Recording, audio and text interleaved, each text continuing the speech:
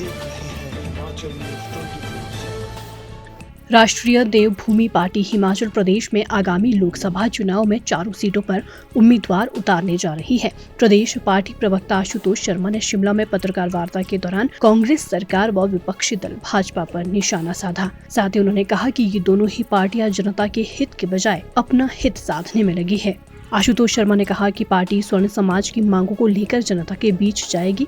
आरक्षण के नाम पर कुछ लोग मलाई खाने में लगे हुए हैं, ये बंद होना चाहिए। उन्होंने कहा कि मंत्रियों और विधायकों को अपने पदों की चिंता है, जबकि प्रदेश में बेरोजगार युवा सड़कों पर हैं। उन्होंने कहा कि जिस तरह की राजनीतिक परिस्थितियां हिमाचल में बनी है वो शर्मनाक है। विधायकों की खरीद फरोख्त की जा रही है। उन्होंने कहा कि दोनों पार्टियों को सत्ता में रहने का कोई अधिकार नहीं है। दोनों भी पार्टियों को बाहर का रास्ता दिखाया जाना चाहिए। देखिए, अभी का फैसला ये है कि 4 सीटों पर चुनाव लड़ा जाएगा। मुद्दे हमारे वही है, सवर्ण समाज सर्वोपरि, और सवर्ण समाज की मांगों को लेकर के ये चुनाव लड़ा जाएगा। और इससे ज़्यादा डिटेल्स अभी जैसे इलेक्शन कमेटी और डिसाइड करेगी तो आप लोगों के सामने मैनिफेस्टो के रूप में आएगी।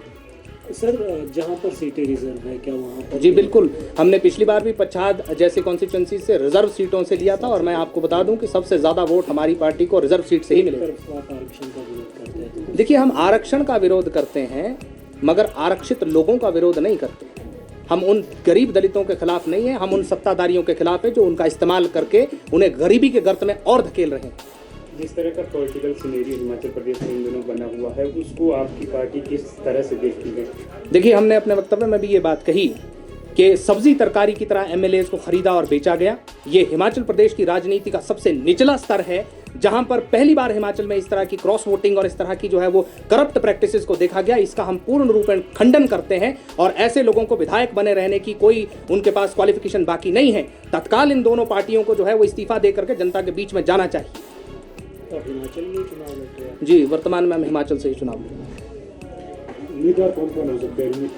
देखिए, रोमित सिंह ठाकुर जी किस सीट से चुनाव लड़ेंगे इसका फैसला पार्टी कुछ ही दिनों में आपके सामने लाएगी, और जैसा कि मैंने कहा कि उसके लिए एक अलग प्रेस कॉन्फ्रेंस और मैनिफेस्टो आदि की रिलीज की जाएगी। मजबूत विकल्प के रूप में खड़ी होगी और हिमाचल प्रदेश में एक नई राजनीति की शुरुआत होगी जनता के लिए। जैसे कि हमारे अध्यक्ष कहते हैं कि एक चूल्हा एक वोट, और वो लेने के लिए कुछ ही दिनों में हमारा जो चुनाव प्रचार है वो शुरू होगा। हिमाचल प्रदेश की जनता से विनम्र निवेदन है कि इन चोरों की सरकार को हटा करके, चाहे कोई भी हो, भारतीय जनता पार्टी हो या कांग्रेस हो, अपने हितों को साधने वाली सरकार को हटा करके जनता की बात करने वाली सरकार को चुने।